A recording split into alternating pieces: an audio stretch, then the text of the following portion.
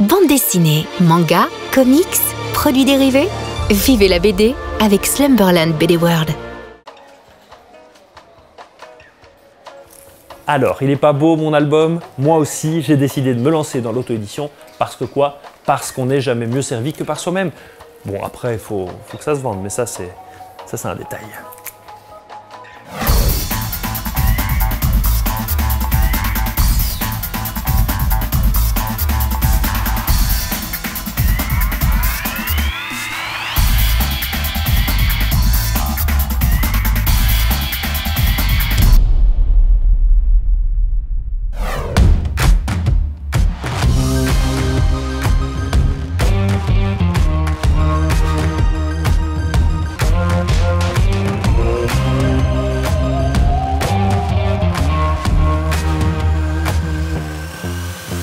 Il y a vraiment cette espèce d'image qui colle à l'auto-édition que quand on est auto-édité, on n'est pas un vrai auteur. Le cliché qu'on a sur l'auto-édition, c'est « je le fais seul parce que tout le monde m'a foutu dehors et c'est pas assez bon ». Moi j'ai fait 10, 11 bouquins en édition nationale avant et après je me suis retrouvé en solo. Parce que j'ai vu les déboires, les séries qui s'arrêtent, les coups de business qui tombent à l'eau. Donc j'ai travaillé pour 8 éditeurs à peu près, jusqu'à ce qu'on trouve un petit éditeur avec Christophe Cazeneuve pour faire notre série Chronique d'un mangaka, où là il y a 3 ans il a déposé le bilan et du coup on a lancé une association d'édition avec des copains pour continuer à faire vivre notre série Chronique d'un mangaka. Alors Maliki, ouais, c'est assez compliqué comme parcours. En fait ça a commencé sur internet, c'est-à-dire que c'est un blog BD que j'ai lancé en 2004. Donc je faisais dans mon coin en plus de mon boulot, ça a duré peut-être 2-3 ans, où il y a un petit public qui s'est formé autour de ça. C'était l'époque où il y avait beaucoup de blogueurs BD qui commençaient à se lancer. Et au bout de 3-4 ans, il y a Ankama qui m'a repéré et qui m'a dit bah, tiens, si tu veux, on sort des recueils de ton blog en BD, papier, et puis on t'édite. Et en plus on t'embauche, parce qu'ils avaient besoin de graphistes pour le jeu vidéo. Donc c'était hyper confortable parce que j'avais des revenus de salarié. Et le soir et les week-ends, je faisais mes petites BD et puis on les éditait en papier, ça me faisait un complément de revenus. Sauf que quand la BD a pris de plus en plus de place et que je me suis dit je veux faire que de la BD, c'est en fait à ce moment-là que la bascule un petit peu s'est faite. Salut tout le monde, je suis Yatou. Je fais de la bande dessinée depuis maintenant quelques années. J'ai à mon actif 7 albums qui parlent avec humour de faits de société que j'ai eu besoin de dénoncer. J'ai aussi un blog BD que je mets à jour chaque semaine. Mais ce dont j'aimerais vous parler aujourd'hui est ma toute nouvelle histoire qui me tient vraiment à cœur. Erika et les princes en détresse. Je l'ai proposé à un éditeur, enfin même à plusieurs qui étaient intéressés. Sauf que le problème c'est que les avances qu'ils me proposaient, je ne pouvais pas vivre vraiment de la bande dessinée en fait. J'avais une opportunité mais elle ne me convenait pas en fait par rapport à ce que moi je voulais faire. Ce qui était premièrement de vivre de la bande dessinée et deuxièmement respecter l'œuvre que je veux faire en fait. Et là le projet assez fou est de publier cette histoire en auto-édition. J'ai publié une quinzaine d'albums chez divers éditeurs, petits et gros, pendant je dirais 12 ans à peu près. Et en fait, j'ai eu un projet à un moment qui était de raconter l'entreprise dans laquelle je travaillais parce que ça se passait mal. J'ai eu envie de le raconter en BD et j'ai publié les planches sur mon blog au fur et à mesure, entièrement gratuitement. Il y a eu pas mal de gens qui ont commencé à lire, à commenter. Et là, des éditeurs ont été intéressés. Donc il y a eu quelques gros éditeurs qui m'ont contacté et qui m'ont proposé de signer un contrat avec eux pour le publier. Et en fait, la meilleure offre qu'on m'ait faite, c'était de la part d'un gros éditeur. C'était 8 000 € pour 500 pages, ce qui représente 3 ans de travail. Quand je leur ai dit, mais regardez, le prix à la page, c'est impossible que j'en vive, c'est pas possible. Ils m'ont dit, non mais tu le fais pas pour l'argent.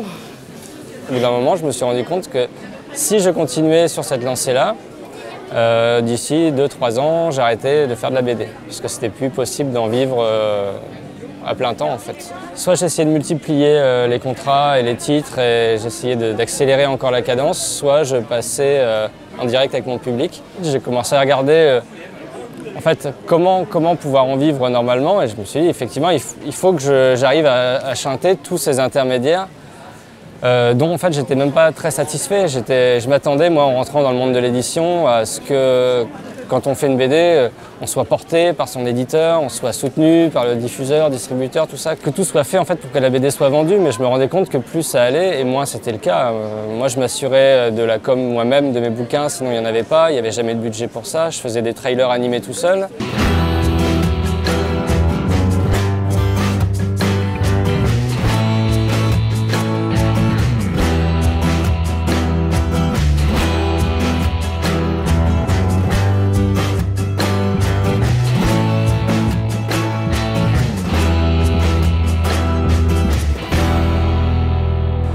j'entretenais ma communauté sur Facebook, Twitter, tout seul.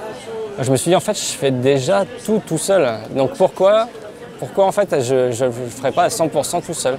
Entre le début où j'ai commencé en 2000, où il y avait 1500 livres, et que là, aujourd'hui, on est aux alentours de 6000 à peu près sorties par an, j'ai bien vu que la chaîne de livres ne peut plus bien faire son travail. J'ai pratiqué quand même 8 éditeurs, donc j'ai bien vu qu'à la fin, ils n'arrivaient pas à placer mes bouquins, à les vendre, ou en tout cas, moi, j'arrivais pas à en vivre, comme ça aurait pu être le cas il y a une quinzaine d'années. Après ce bilan, j'ai tout simplement vu que peut-être revenir aux sources, vendre directement aux lecteurs, donc faire du circuit court. Ce qu'on a décidé avec l'association, c'est on n'a pas nos livres en librairie, on n'a pas nos livres dans le circuit. Les gens peuvent que aller sur notre site internet, zeru.com, et puis commander nos livres, ou quand je fais des festivals. Mais du coup, au lieu de faire un album tous les ans comme je faisais pour les éditeurs, je fais un album tous les 4 ans. C'était assez évident de partir tout de suite dans le financement participatif. C'est-à-dire que je me suis dit, qu'est-ce qu'il faut pour pouvoir en vivre au quotidien? C'est ne pas toucher d'hypothétiques droits d'auteur une fois tous les 6 mois sans savoir exactement combien. Ce qu'il faut, c'est un revenu régulier. Et qu'est-ce qui permet d'avoir des revenus réguliers? Il y avait Patreon qui marchait très bien aux États-Unis, et il y a Tipeee qui venait de se lancer en France. Donc je me suis dit, on va essayer Tipeee en expliquant aux gens pourquoi on le fait. Je m'attendais à ce que des gens nous suivent, mais je ne savais pas combien seraient prêts à mettre de l'argent, à faire du mécénat en fait, parce que c'est du mécénat qu'on leur demande. Les premiers mois, on est monté, je ne sais plus, à 20 000 € par mois. Alors, on n'en est plus là maintenant. Mais on est encore à des sommes assez conséquentes chaque mois qui nous permettent de dégager 2 salaires. Et rien que ça, c'est assez énorme de pouvoir faire ça autour de la BD gratuite sur le net, quoi. Et on a les Ulule qui servent en fait de précommande et qui nous servent à assurer à savoir combien de livres on doit fabriquer, à faire des préventes en fait, pour ne pas en fabriquer ni trop ni pas assez. Une des choses primordiales, c'est vraiment communiquer aux gens juste le pourquoi on fait ça en fait. Juste pour qu'ils comprennent alors pourquoi elle se lance sur Tipeee, pourquoi elle a besoin de fonds, qu'est-ce qu'elle va faire, c'est quoi ses projets. J'ai l'impression de les faire l'album avec eux en fait. Et ça c'est trop bien. C'est une relation que j'avais pas avant en fait, avant de me lancer dans l'auto-édition. Je trouve ça vachement plus intéressant et plus gratifiant en fait.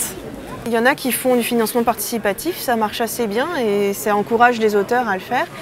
Pour ma part, ma sœur et moi, on a travaillé, on a économisé pour financer ce projet.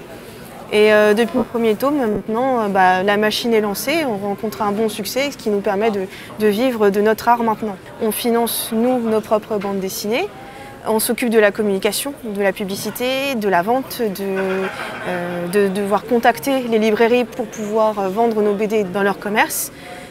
Donc voilà, c'est vraiment un travail complet de A à Z. On ne fait pas que le métier d'illustrateur ou de scénariste comme dans les grandes maisons d'édition. Là, on s'occupe aussi de l'impression, donc le maquettisme, de la pub, de tout. On fait vraiment le travail d'éditeur en fait, à petite échelle. 10 000 bouquins vendus dans le monde de la BD classique, c'est un bon chiffre, mais ce n'est pas non plus un chiffre qui permet à un auteur de faire un carton et de vivre convenablement. Nous, avec 10 000, vu qu'on n'a plus d'intermédiaire, ça nous a permis effectivement d'un seul coup de respirer. Pour la première campagne que j'ai faite, j'ai levé 230 000 €, je crois. Et pour la seconde, c'est monté à 420 000 €. Enfin, je m'y attendais pas du tout. Je pense que c'est dû au fait que j'ai jamais rien demandé aux gens. J'ai toujours, il faut donner avant de recevoir, et je ne l'ai pas fait exprès, mais c'est vrai que j'ai beaucoup posté gratuitement, je réponds à tout le monde. La première fois où je leur dis les éditeurs, vraiment, ça va plus, vous pouvez m'aider si vous voulez. Là, ils ont répondu présent, à mon grand étonnement et à ma grande joie. On s'est donné à fond sur un gros travail de communication autour de la campagne Ulule parce qu'on voulait vraiment faire en sorte que ce soit marrant de participer. On ne voulait pas juste que les gens y participent et puis après qu'il n'y ait plus rien. Non, on voulait créer on voulait que les gens restent là jusqu'à la fin, même s'ils avaient déjà précommandé. D'ailleurs, pour la prochaine campagne Ulule, on va essayer de mettre un niveau un peu plus haut. Et c'est pour ça, en fait, il faut même s'y prendre vachement à l'avance. C'est la campagne Ulule qu'on a faite, la première. Ça nous a pris 4 mois juste pour la préparer.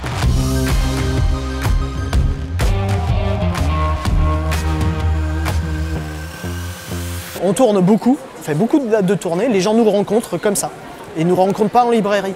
Parce que moi, si je paye 30% du prix du livre pour avoir le droit d'avoir une tranche exposée chez un libraire, comment est-ce qu'un mec me découvre, moi, parmi les milliers de tranches de bouquins qu'il y a chez un libraire? Donc économiquement, ça n'a pas de sens pour nous. On préfère payer 200, 300 balles un stand pour que tu vois nos gueules, nos bouquins, que tu aies le temps de discuter, que tu aies le temps de feuilleter. Les libraires, en fait, il fallait que je les démarche un par un. Les grosses structures, en fait, n'ont pas un rapport direct avec l'éditeur, ils ont un rapport avec des distributeurs. C'est-à-dire qu'un même distributeur va distribuer plusieurs maisons d'édition. Et donc, s'il devait bosser avec l'auto-éditeur, en fait, il serait obligé, entre guillemets, d'avoir une petite case pour chaque auto-éditeur et ça serait impossible.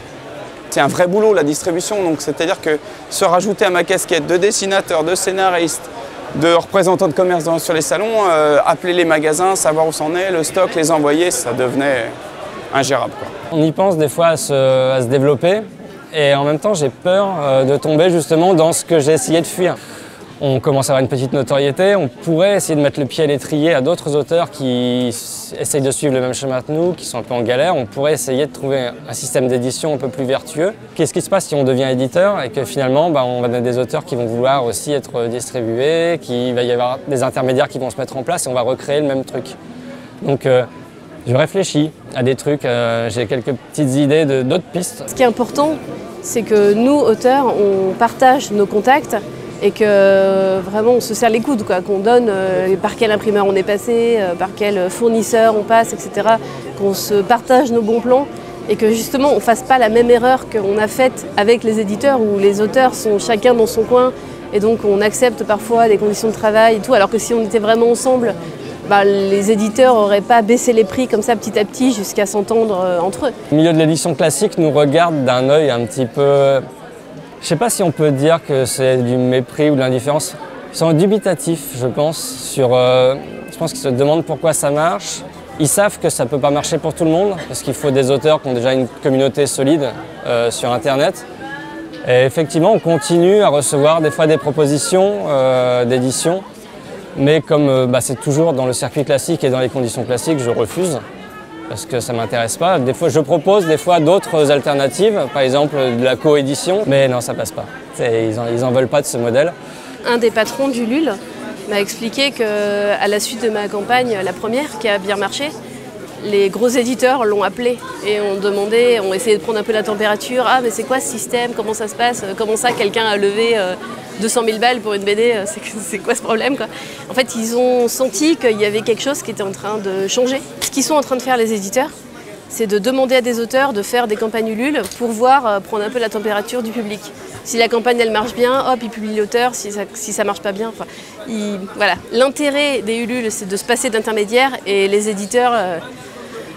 ces gros malins, ils commencent à se remettre en intermédiaire. L'auto-édition, c'est pas de la concurrence en fait pour moi, c'est une alternative. Parce que moi, ça veut pas dire forcément que je retournerai jamais en maison d'édition, ça veut pas dire ça. C'est juste que pour cette œuvre-ci que je suis en train de faire, c'est à moi, c'est mon bébé, c'est moi qui vais le faire de bout en bout. Je ne suis pas dogmatique en disant c'est merveilleux l'autoproduction, mais j'étais arrivé à un niveau où je gagnais plus ma vie. Donc il a fallu que je fasse quelque chose. Est-ce que je reste attentiste et puis j'allais faire un autre métier? Or c'est ce que je veux faire depuis l'âge de 12 ans. Ou est-ce que je me prends en main et puis je fais quelque chose? C'est vrai que maintenant, comme quelqu'un qui bouge beaucoup, qui fait le VRP de notre série, ce que faisait l'éditeur quand j'allais travailler pour lui, maintenant c'est moi qui dois le faire.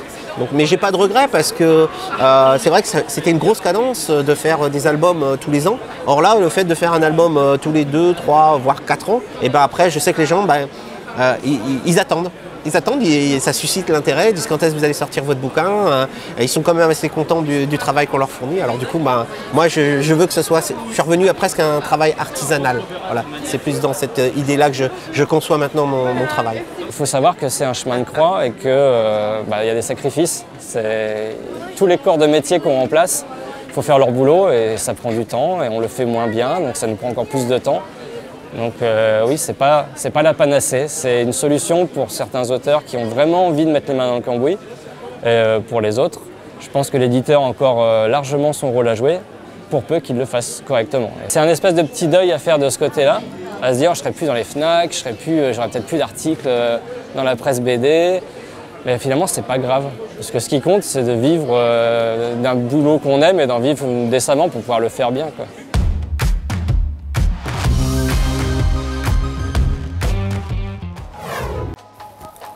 Je comprends pas.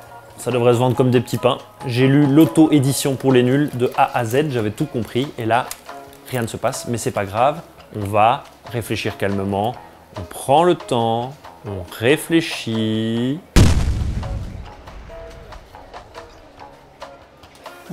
Ça a l'air sympa.